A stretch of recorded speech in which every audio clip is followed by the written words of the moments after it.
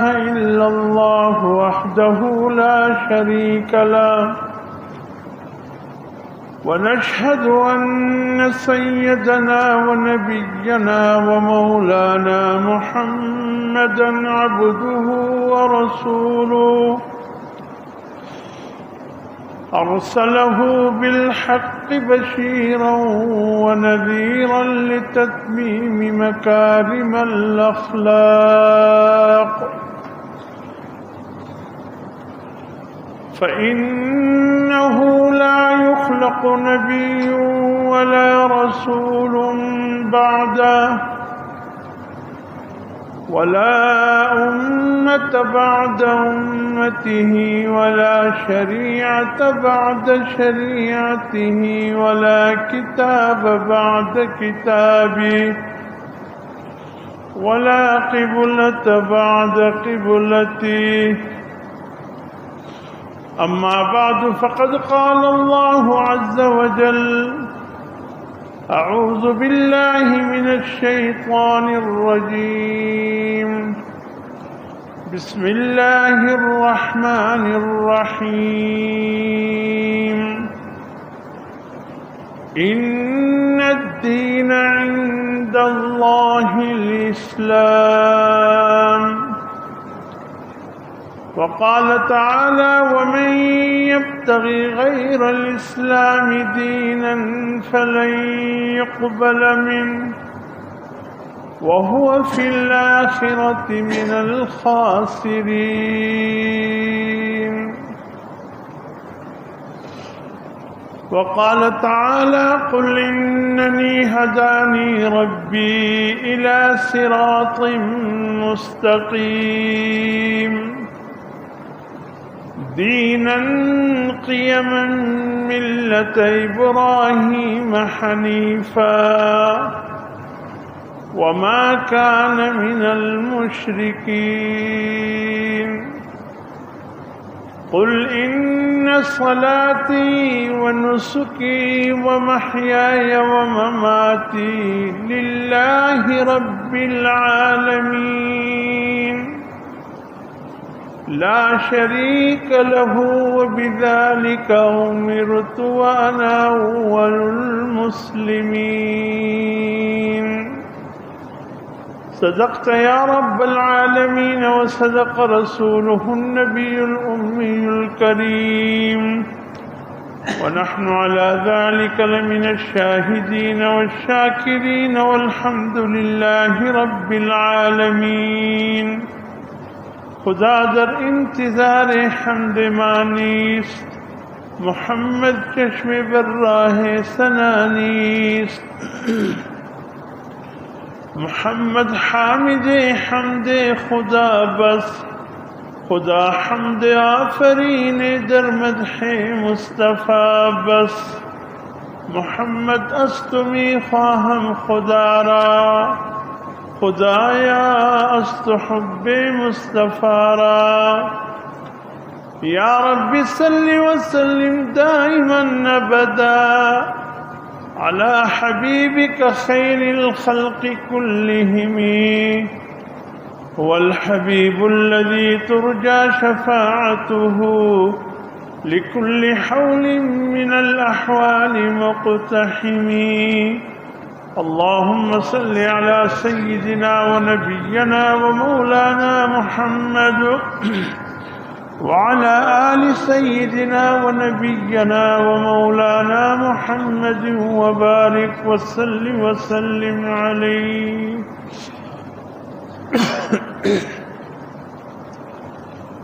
واجب الاحترام بزرگوں، عزیز دوستو،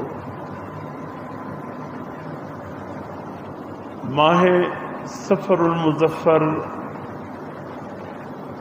کے حوالے سے گزشتہ جمعے میں نے چند بنیادی باتیں عرض کیے تھے۔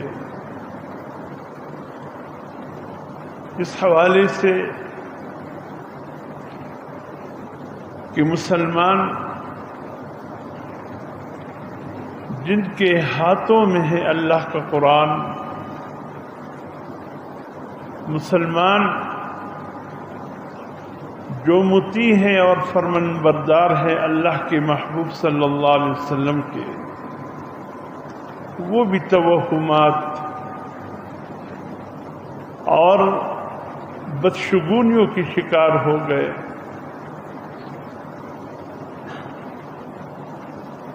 اتنا عظیم کلام، اتنا عظیم حسن کا سیرت اور سنت ہم میں موجود ہوتے ہوئے بھی ہم بھی بھول بلیوں میں پھنس گئے، غیر مسلموں کی طرح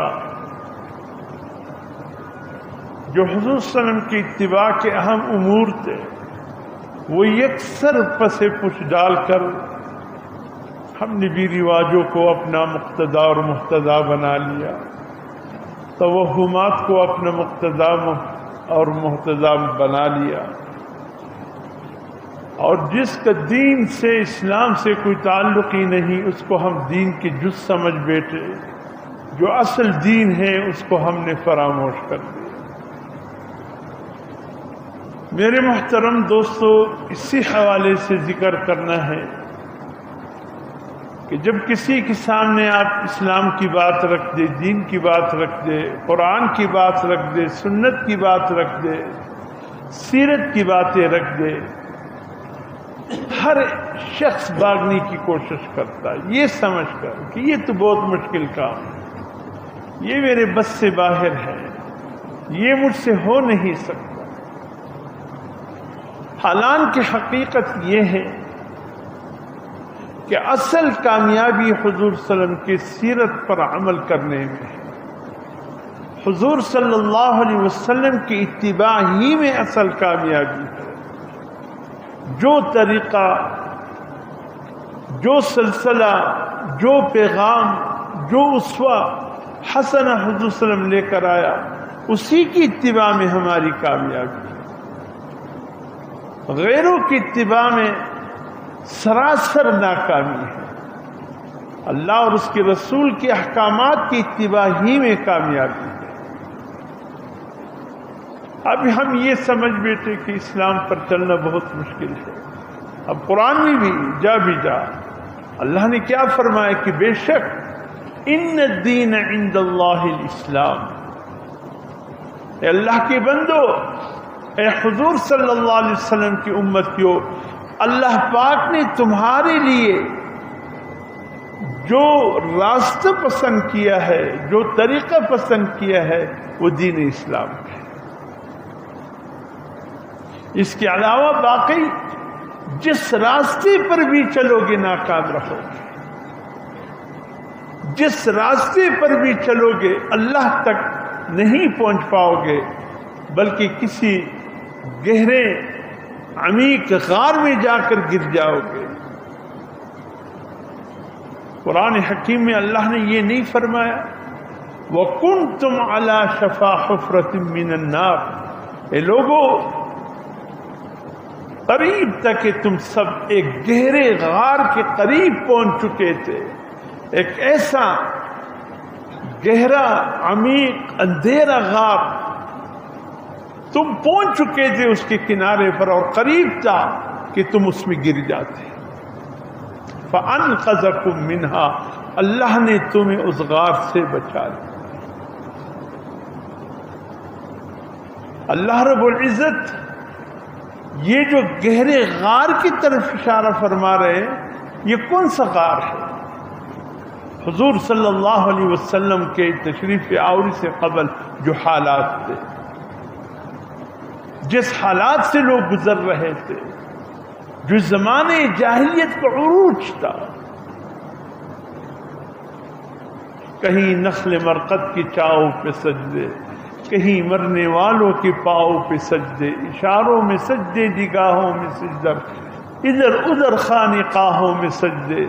سجدہ کرنے پر آئے تو یہ انسان پتھر کو، شجر کو، دلدل کو، تعزیے کو، پتہ نہیں کس کس چیز کو معبود بنا کر سجدے بجا لائے، اور نہ کرنے پر آئے تو اللہ رب العزت جو حقیقی رب ہے، ہم سب کا پالنہار ہے، اس کے سامنے یہ انسان سجدہ کرنے سے کترا رہا، پہچان ہی نہیں تھی۔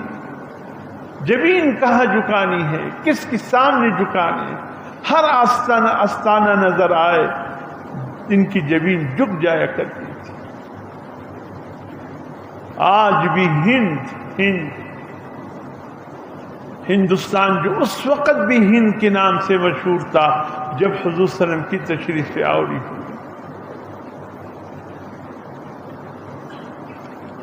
وہاں آج بھی گجرات ایک شہر ہے احمد آباد میں، یقین کیجیے وہاں ایک مندر ہے،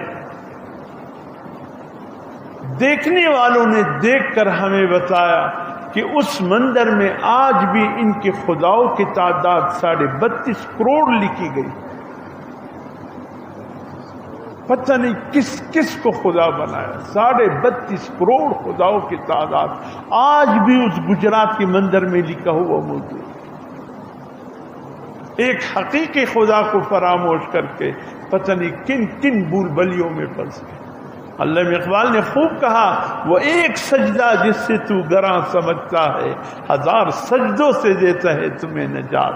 ایک اللہ کے سامنے جھکو، ایک اللہ کی بندگی بجا لاؤ، ایک اللہ کی عبادت کا حق ادا کرو، ایک اللہ کے سامنے اپنی جبین جھکاؤ، اللہ پاک تمہیں ہزاروں نہیں لاکھوں کروڑوں سجدوں سے نجات عطا فرمائے۔ اور جب ایک انسان ایک حقیقی خدا کے سامنے سجدہ ریز ہونے سے اپنے آپ کو ایک طرف کر دے، پھر قدم قدم پر اس کو جھکنا پڑتا ہے، قدم قدم۔ اور شیطان تو ہے ہی بدبخت، ہے ہی بدبخت، وہ تو اس طاق میں ہے کہ کس طرح اس کی سب سے بڑی کوشش شیطان بدبخت کی یہ ہے کہ یہ انسان اللہ کے سامنے سجدہ کرنے والا نہ بنے، غیر کے سامنے بن جائے، جتنے بنانا چاہتے ہیں بنا لے، لیکن ایک حقیقی خدا کو چھوڑ۔ ایک چھوٹا سا واقعہ حضور صلی اللہ علیہ وسلم نے بنی اسرائیل کے واقعات میں سے بیان فرمایا بنی اسرائیل کے ایک علاقے میں ایک پادری رہتا تھا، پادری۔ اچھا، آپ کو علم ہے جو پادری ہوتا ہے، آج کل تو ماشاءاللہ پادری کے ساتھ وہ پادرن بھی آ گئے۔ پادرن بولتے کیا بولتے ہیں؟ راہبہ، یعنی عورتیں بھی اب راہبہ بن گئی، وہ بھی گرجا گھروں میں رہنے لگی ان پادریوں کے ساتھ۔ اور وہ واقعات رونما ہو رہے، الامان والحفیظ، خدا کی قسم جب سننے کے باتیں آتی ہیں کانوں کو انگلیاں دے کر بند کرنے پڑتے ہیں کہ یار بس کرو اور مت سناؤ، جی شادیوں سے دور رہو، نکاحوں سے دور رہو۔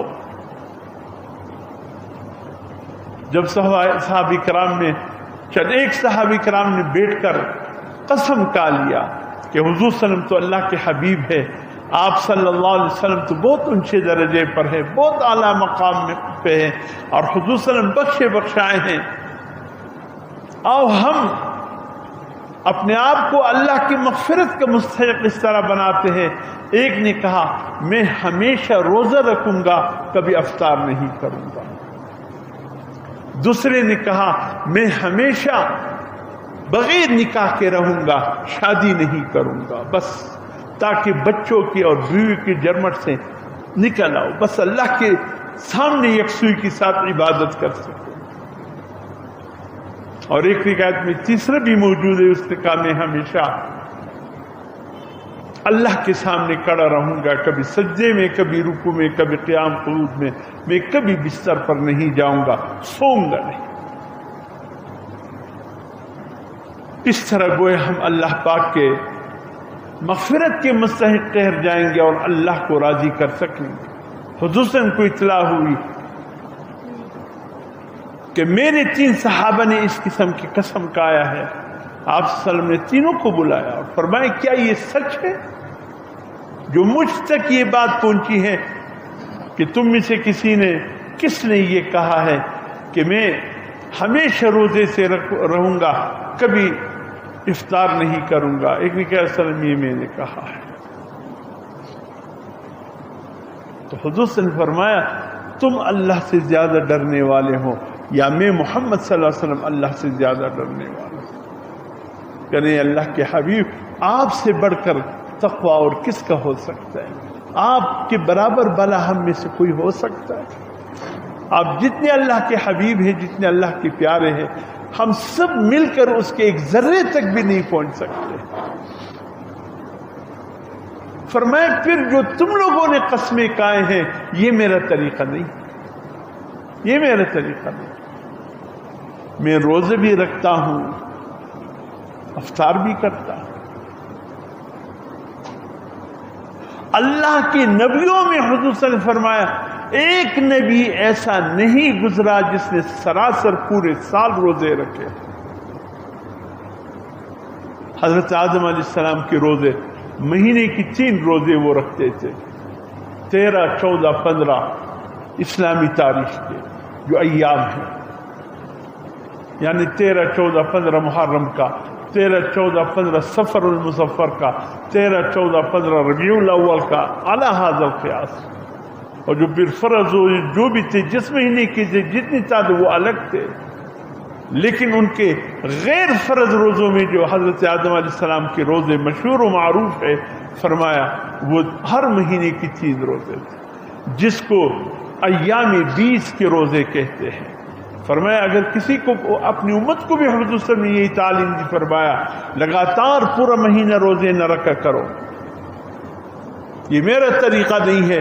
اگر بہت ہی اللہ کا خوف ہے، دل میں تقوی ہے، تو ہر مہینے کے اسلامی تاریخ کے 13، 14، 15 تاریخ کا روزے رکھا کرو، یہ ایام 20 بھی ہے، یہ تمہارے باپ حضرت آدم علیہ السلام کی سنت ہے، اس سے آگے حضور صلی اللہ علیہ وسلم اجازت نہیں۔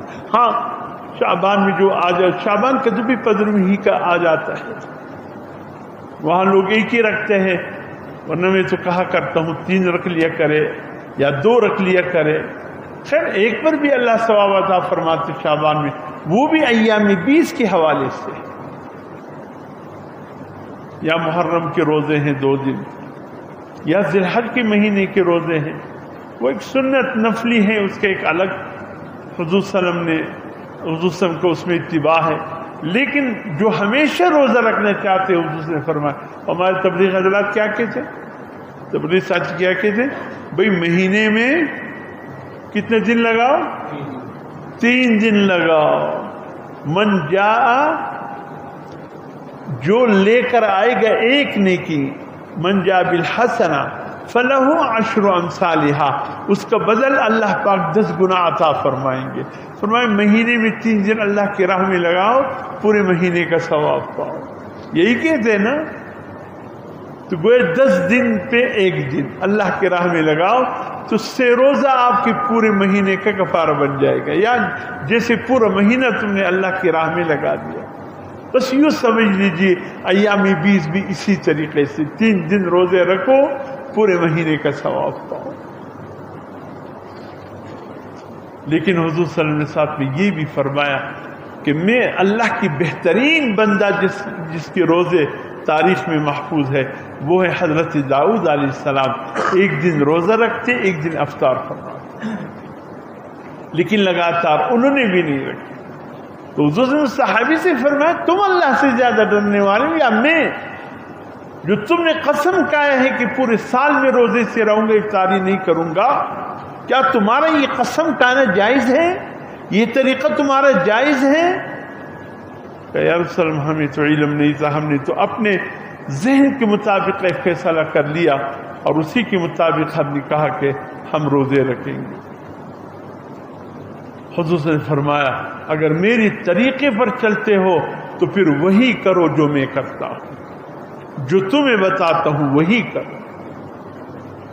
پورے سال میں رمضان مبارک کے روزے وقتاً فوقتاً یہ ایام ہے، باقی لگاتار پورا مہینہ روزہ رکھنا حضور نے فرمایا یہ میرا طریقہ نہیں ہے۔ باقی میری بات میرے اور اللہ کے بیچ میں ایک معاملہ ہے۔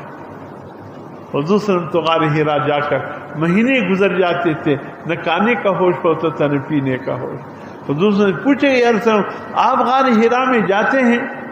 10 20 دن حضرت خدیجہ کبریٰ رضی اللہ تعالیٰ عنہ فرماتی ہیں اتنے دن گزر گئے حضور صلی اللہ علیہ وسلم نہیں آئے، پتہ نہیں وہ پانی جو مشکزے میں چھوٹے مشکزے میں لے کر کے وہ ہو گیا، رضی اللہ تعالیٰ عنہ فرماتی ہیں اتنے دن گزر گئے حضور صلی اللہ علیہ وسلم نہیں آئے، پتہ نہیں وہ پانی جو مشکزے میں چھوٹے مشکزے میں لے کر کے وہ ہو گیا نہیں غار ہیرا میں، اور پتہ نہیں وہ ستو جو اپنے ساتھ لے گئے وہ تو بالکل معمولی ستو تھا، اتنے دن گزر گئے وہ بھی ختم ہو چکا۔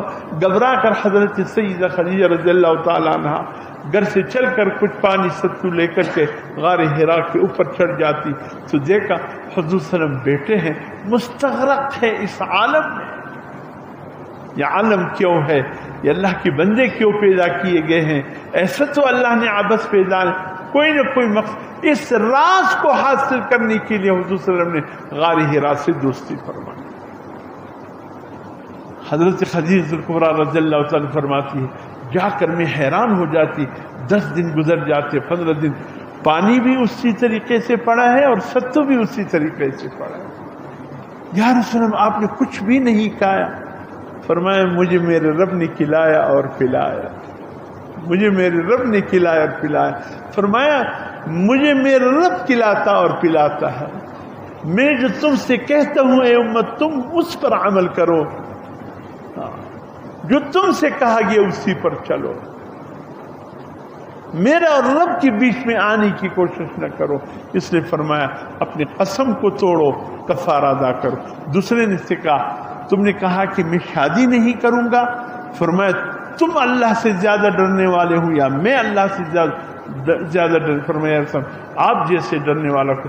فرمایا میری تو شادیاں بھی میں نے کی ہیں، میرے بچے بھی ہیں، میرا طریقہ یہ ہے النکاح من سنتی، یہ اس موقع پر فرمایا النکاح من سنتی فمن رغب عن سنتی فلیس منی، نکاح میرا سنت طریقہ ہے، یعنی یہ میرا راستہ ہے۔ سنت کے معنی حضور صلی اللہ علیہ وسلم کا راستہ ہے، جو نکاح نہیں کرتا حضور نے فرمایا وہ میرے امت میں سے نہیں۔ دیکھیے اس کی بھی علماء اکرام نے تھوڑی سی تفصیل بیان کی، میں اصل بات کی طرف جانا چاہتا ہوں، میں تمہید میں پڑ گیا، صرف یہ چند باتیں تمہیداً عرض کر رہا ہوں۔ حضور صلی اللہ علیہ وسلم نے فرمایا یہ نکاح سنت کن لوگوں کے لیے ہے، یہ بھی سمجھنے کی کوشش کیجیے، ورنہ بعضی لوگوں کے لیے نکاح فرض ہے، بعض کے لیے نکاح واجب ہے، بعض کے لیے عام زندگی میں نکاح سنت ہے، بعضوں کے لیے نکاح مکروہ ہے کراہت کی درجے میں، اور بعضوں کے لیے نکاح حرام ہے۔ یہ تفصیل علماء فقہ نے ذکر کیا۔ جو نکاح فرض ہے یہ کون سا نکاح ہے؟ جو جوان مرد و عورت اپنے جذبات پر قابو نہ رکھ سکے، خطرہ ہے کہ کہیں گناہ میں نہ پڑ جائے، والدین کی ذمہ داری ہے دیکھتے رہو۔ ویسے عام طور پر یہ بھی فقہ کے ایک مسئلہ ہے، جو گرم علاقوں میں رہتے ہیں وہ وقت سے پہلے بالغ ہو جاتے ہیں، اور جو ٹھنڈے علاقوں میں رہتے ہیں ٹھنڈ کی وجہ سے ان کی بلوغت میں کچھ وقت مزید 1-2-3 سال کا عرصہ لگتا ہے۔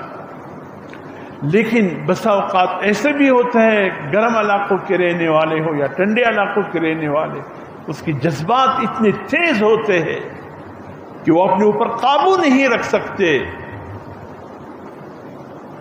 اگر والدین اپنے بچوں کے جذبات کو سمجھتے ہوئے پھر بھی شادیاں نہ کرے، حضور صلی اللہ علیہ وسلم نے فرمایا اگر وہ کسی گناہ میں پڑ گئے، یہ گناہ کا وبال اس کے والدین کی ذمہ ہے۔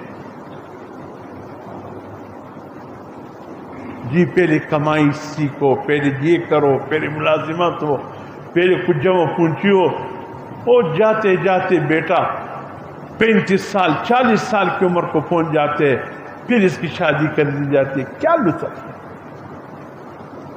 در جوانی تو بکردن شیوے پیمبری، جوانی کا کام نبیوں والا کام ہوتا ہے۔ ایسے موقع پر اگر کوئی اپنے جذبات پر قابو نہیں رکھ سکتا، ایسے لوگوں کے لیے یعنی ایسے جوان مرد عورت کے لیے حضور نے فرمایا نکاح فرض ہے، اگر وہ کسی گناہ میں پڑ گئے اس کا وبال اس کی والدین کی ذمہ ہے۔ اور دوسرا یہ کہ واجب نکاح فرمایا وہ ہے کہ اتنا تیز مزاج تو نہیں ہے، تیز مزاجی تو نہیں ہے، خطرہ ہے۔ ایک تو تیز مزاجی ہے، خطرے سے آگے بڑھ کر ہے، اس وقت تو نکاح فرض ہے۔ ایک یہ ہے تیز مزاجی اتنی تو نہیں ہے لیکن خطرہ ہے کسی گناہ میں پڑنے کا، حضور صلی اللہ علیہ وسلم نے فرمایا ایسے موقع پر ایسے نوجوان بچوں کا شادی کرنا واجب ہو جاتا ہے، خطرہ۔ اور فرمایا اگر مزاج معتدل ہے، ٹھیک ہے کسی گناہ میں پڑنے کا بھی خطرہ نہیں ہے، جذبات قابو میں ہیں، ایسے موقع پر نکاح کرنا سنت ہے۔ اس لیے حضور صلی اللہ علیہ وسلم نے فرمایا کہ نکاح سے ایک ایمان کی حفاظت ہو جاتی ہے، نکاح سے ایمان کی حفاظت ہو جاتی ہے، اور انسان کے برے تصورات، برے سوچوں کا بھی حفاظت ہو جاتی ہے۔ اللہ رحم کرے ان موبائلوں پر، اس ظالم بدبخت نے ہمارے بچوں کو وقت سے پہلے جوان کر دیا۔ کیا شیطانی حرب ہے، شیطانی آفت ہے جو گھر گھر پہنچ۔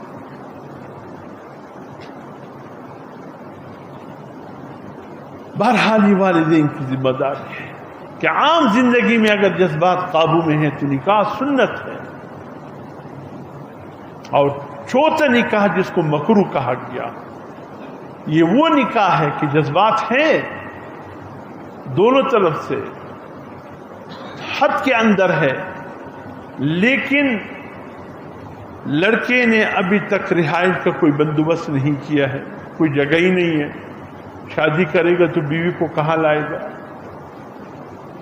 اور بھی معاملات ہے زندگی کا، اگر ابھی تک اس کو اس نے برابر نہیں کیا، واقعی ایسی صورتحال ہے، ایسے موقع پر اس کے لیے فی الوقت نکاح مکروہ ہے۔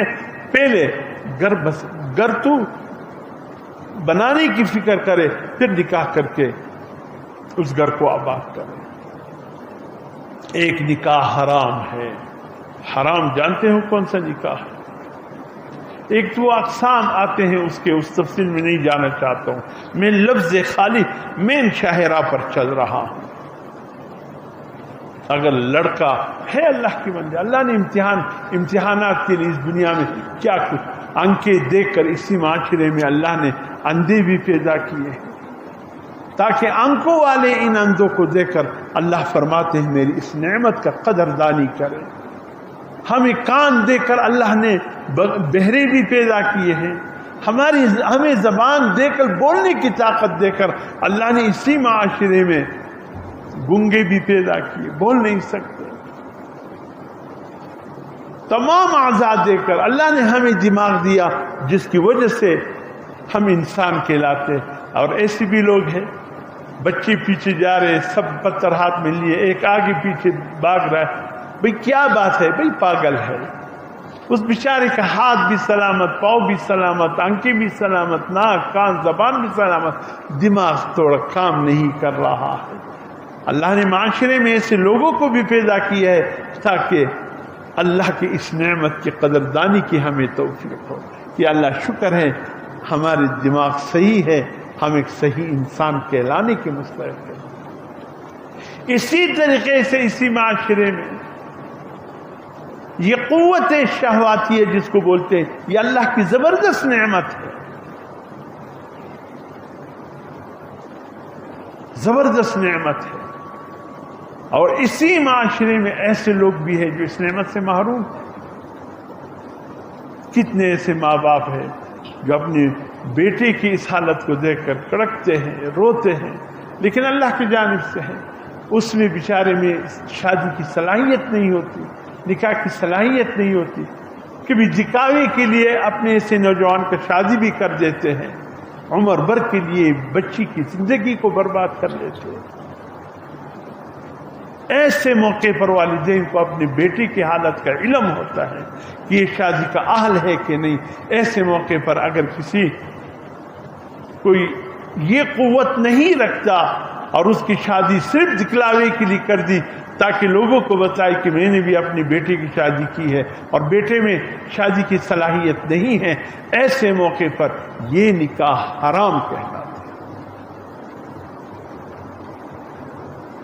تو اس لیے میرے محترم دوستو، حضور صلی اللہ علیہ وسلم نے اس نوجوان کو سمجھایا کہ دیکھو نکاح میری سنت ہے، اگر تو نے قسم کھایا ہے اس قسم کو توڑ دو یا پھر میرے طریقے سے ہٹ جاؤ۔ اس لیے کہ جو نکاح کے طاقت رکھنے کے باوجود نکاح نہیں کرتا، شادی نہیں کرتا، حضور صلی اللہ علیہ وسلم فرماتے فلیس منی، وہ میری امت میں سے نہیں۔ اور اس تیسرے کو بھی سمجھایا بھئی تم نے سنے قسم کھایا ہے کہ تم کبھی بھی بستر پر نہیں آؤ گے، آرام نہیں کرو گے، بس اللہ کے سامنے کھڑے رہو گے، سچ ہے کہا یا رسول اللہ سچ ہے۔ فرمایا جس طریقے سے ہر چیز کا تم پہ ایک حق بنتا ہے، اسی طریقے سے اس بدن کا بھی تم پہ حق ہے۔ حکما فرماتے 8 گھنٹہ کم از کم بدن کو آرام دینا نیند کے لیے، یہ بدن کا حق ہے۔ 8 گھنٹے یہ بدن کا حق ہے۔ کہا کہ میں تو سوتا بھی ہوں، جاگ بھی جاتا ہوں، نفل بھی پڑھتا ہوں، سوتا بھی ہوں، یہ تم نے جو قسم کھایا اس نے فرمائی یہ میرا طریقہ ہے، اگر میرے طریقے پر چلنے جو میں کہوں وہ کرنا ہوگا۔ انہوں نے قسمیں توڑ دیے، کفارہ ادا کر۔ ہمارے لیے سب سے بہترین مشعل راہ حضور صلی اللہ علیہ وسلم کا طریقہ ہے۔ اس سے ہٹ کر جتنے بھی طریقے ہیں اللہ نے سب کو رد کر دیے۔ لقد کان لکم فی رسول اللہ اسوۃ حسنہ، اللہ فرماتے ہیں اے لوگو، اے امت محمد صلی اللہ علیہ وسلم، تمہارے لیے حضور صلی اللہ علیہ وسلم کی زندگی بہترین نمونہ عمل ہے، بہترین نمونہ۔ ادھر ادھر بھاگنے کی کوشش نہ کرنا، کسی اور کی اتباع کرنے کی کوشش نہ کرنا۔ بعض لوگوں سے بات کی جاتی ہے، اس کے خیال میں حضور صلی اللہ علیہ وسلم کی اتباع کرنا مشکل ہے، حالانکہ کیا مشکل ہے میرے محترم، کیا مشکل ہے؟ اتنا آسان ہے اسلام پر چلنا کہ اس سے بڑھ کر بہترین آسان راستہ کوئی اور نہیں۔ ہم نے خود اپنے لیے مشکلات بنائے، یا شادی بیاہ کی تقریبات جو ہوتے ہیں، کیا یہ اسلام کا طریقہ ہے؟ اب تو ماشاءاللہ ادھر سے 2-3 تیل مہندیاں ہو رہی، ادھر سے 2-3 تیل مہندی ہو رہی، 4 دن تو اس میں لگ جاتے، پھر شادی بیاہ میں، پھر شادی ہے کہ پورا مہینہ چلتا ہے۔ یہ ہم نے خود اپنے اوپر ایک آسان عمل کو مشکل بنا دیا، آسان۔ وہ فوجی کا بھی ایسے حالت ہے، خدا نہ کرے، موت و حیات تو ہر انسان کے ساتھ لگا ہے، جو آئے گا اس نے ضرور جانا ہے دنیا سے۔ لیکن ہمارے ہاں دیکھیے، مولوی صاحب بناسی دلی ورزی پنځه ورځې مولوی صاحب بناسی یو برازي مولوی صاحب لاس پورته کړه دعا، لاس پورته کړه دعا۔ دا د حضور صلی طریقه ده، د صحابه طریقه ده، اظهار تعزیت و دیته وي چې د چا په کور کې خدای دې نه کې یو غم سوی تراسه ورته کښېنه، زه ستا په دې غم باندې افسوس کومه، ډېر ما ته هم دغسې تکلیف را ورسېدې لکه و تا ته چې ته رسېدلې، زه ستا دپاره دعا کوم الله دې مړی وبخښي او ته چې دې الله صبر درکړي۔ دا تعزیت دی۔ اللہ وہ مسجع مزین لفظوں ته نه ګوري۔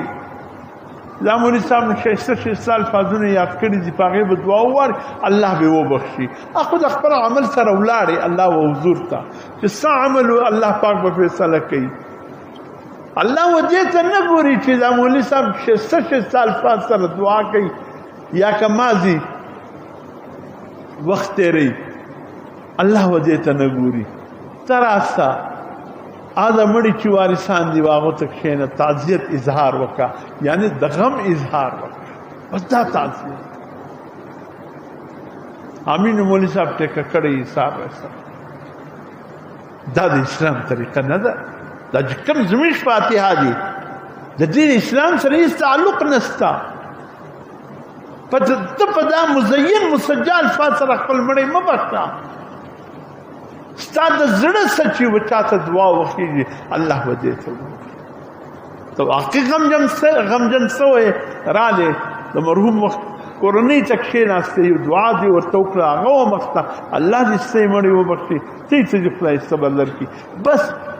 او څومره چې ما ګډ لفظ د خولې ساده کېږي دغه لفظ دومره الله ته خوښېږي. لیکن اس میں بھی ایک رواج چل پڑا ہے، ایسا رواج ہے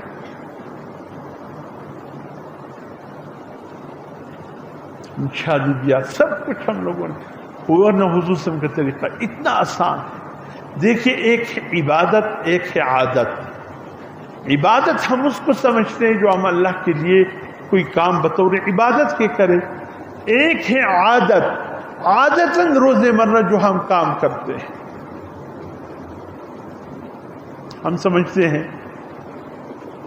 اللہ کو ایک ماننا، اللہ کی بندگی کرنا، نماز پڑھنا، روزہ رکھنا، زکوٰۃ ادا کرنا، حج کرنا یہ عبادت ہے.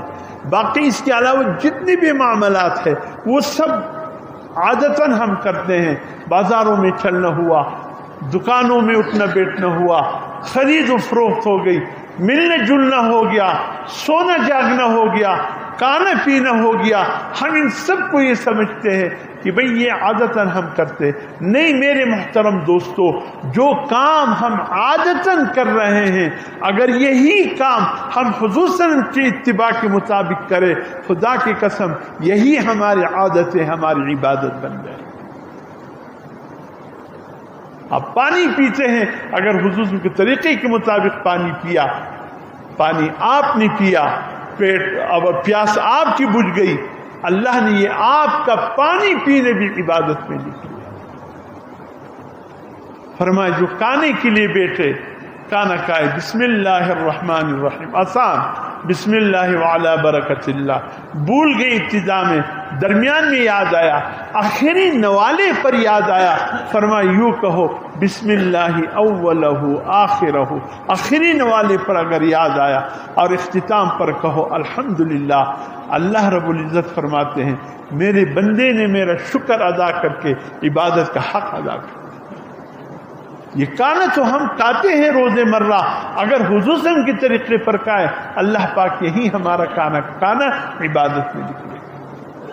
ملتے ہیں جلتے ہیں، ایک دوسرے سے ہاتھ ملاتے ہیں. حضور صلی اللہ علیہ وسلم فرماتے دو بھائی، دو ساتھی، دو دوست، دو مسلمان آپس میں ملے، ایک دوسرے سے ہاتھ ملائے، ہاتھ ملاتے وقت ان کی چہروں پر خندہ پیشانی کے ساتھ مسکراہٹ آئے.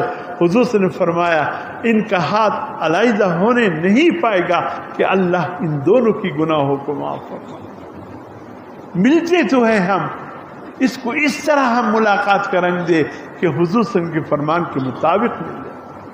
ایک یتیم بچے کے ساتھ شفقت، یہ ہر انسان کے دل میں یہ پتہ چلے یہ بچہ یتیم ہے، شفقت ابھر آتی. اگر یہ سمجھ کر اللہ اور اس کے رسول کا حکم ہے کہ یتیم بچے کی سر پر شفقت کے ساتھ ہاتھ پہ رکھ کرو، حضور صلی اللہ علیہ وسلم فرماتے ہیں اس شخص کے ہاتھ کے نیچے یتیم بچہ بچی کے جتنے بھی بال آئیں گے اللہ ہر بال کے عوض ایک نیکی عطا فرمائے. عادتاً تو وہ کام ہم کرتے ہیں، اس کو یہ سمجھ کر کہ یہ حضور صلی اللہ علیہ وسلم کا فرمان بھی ہے ہم کریں، پھر اللہ اس پر عطا فرمائے. سونا عادتاً ہم کرتے ہیں جس طرح سوئے، حضور صلی اللہ علیہ وسلم فرمائے دائیں کروٹ پر دائیں ہاتھ کان کے نیچے رکھ کر اور قبلہ رخ ہو کر سو. اس کے بعد حالت نیند میں جس طرف بھی رخ ہو جائے کوئی بات نہیں ہے، ابتدا اس طریقے سے کرو اللہم باسمک اموت احیا پڑھ کر سو جاؤ. فرمایا صبح کو اٹھ کر الحمدللہ کہو. فرمایا پوری رات سوئے یہ ہوگا اللہ پوری رات اس کا عبادت میں نکلے گا، اس لیے کہ یہ حضور صلی اللہ علیہ وسلم کے طریقے پر سویا. بازاروں میں چلنا پھرنا، ملنا جلنا، کھانا پینا، سونا جاگنا، یہ تمام کام جو ہم عادتاً کرتے ہیں یہ حضور صلی اللہ علیہ وسلم کے طریقے کے مطابق کرے. خدا کی قسم سب عبادتیں ہی عبادت. دکان میں بیٹھے ہو اس لیے بیٹھا ہوں تاکہ کچھ کما کر بچوں کے لیے کچھ رزق کا بندوبست کر لوں، اور کچھ کما کر کے میں لوگوں کے سامنے میرا ہاتھ پھیلانے سے لوگوں کے سامنے میرا ہاتھ رک جائے تاکہ خودداری مجھ میں آئے، اس نیت کے ساتھ دکانداری میں بیٹھو۔ پورا دن عبادت نماز کے ساتھ ساتھ دکانداری کرو گے، حضور صلی اللہ علیہ وسلم فرماتے ہیں، اور ساتھ ہاں جھک کے قسمیں کھا کر چیزیں بھی فروخت نہ کرو۔ فرمایا صدوق الامین، سچا اور امین تاجر کل قیامت کے دن انبیاء کے ساتھ ایک لائن میں کھڑا نظر آئے۔ ہماری تجارت بھی عبادت ہے۔ فرمایا جو بازار میں چلتے پھرتے ہیں، ایک دفعہ چوتھا کلمہ ایک روڈ میں آپ چلے ارچر روڈ پر، ایک دفعہ چوتھا کلمہ پڑھا، لیاقت بازار کی طرف مڑے، پھر ایک دفعہ پڑھا، عبدالستار کی طرف آئے، پھر ایک دفعہ پڑھا، ہر دفعہ پڑھنے پر 10 لاکھ نیکیاں اللہ عطا فرماتے ہیں۔ اگر بازار میں چلنے بھی حضور کے طریقے کے مطابق ہوگا، اللہ ہمارے بازار میں چلنے پھرنے کو بھی عبادت میں لکھے۔ اور اگر ایسے چلتے ہیں ترا سے پتہ لیاقت بازار شخص النجی یادی ببر چرا کار سباب ستار روڈ بیانو بارا زهر سوزوانان و شات روانو ماجد چرا روانو داغو اغو گای چی مواره خبری مواره حیرانتو یا اللہ دید خندو دا پار راقل دی بازارو هایو ویلی وزا خواسترانو سنگ خنده وکر وی مختب وراسو یا مختب تنیت للی دی پاب ستارو ببر تولارتو دلتا خندو نزیاد تی استغفر اللہ زوانانو نو پدې راځي نو د دې بس سب عبادت کې ولي کړي دی خپل بازار کې ګرځېده هم د الله د قهر او د غضب ذریعہ وګرځي۔ اس لیے میرے محترم دوستو اب آپ سے پوچھتا ہوں، اسلام پر چلنا آسان ہے کہ مشکل ہے؟ تھوڑا سا نیت کا فرق مانگتے، تھوڑا سا نیت کا فرق۔ خدا کی قسم جو زندگی گزرے گی پھر ایسی زندگی گزرے گی کہ اللہ ہم سے حساب نہیں مانگیں گے، ہم اللہ کو کہیں گے اللہ یہ میرا عمل نامہ ہے دیکھ لو، پھر یہ مزے اور لطف۔ تو ایک یہ اس میں 2 باتیں اور ہیں، انشاءاللہ اس کی تفصیل زندگی رہی آنے والے جمعے میں عرض کروں گا۔ اللہ پاک ہمیں عمل کی توفیق نصیب فرمائے، سنت فرمائے۔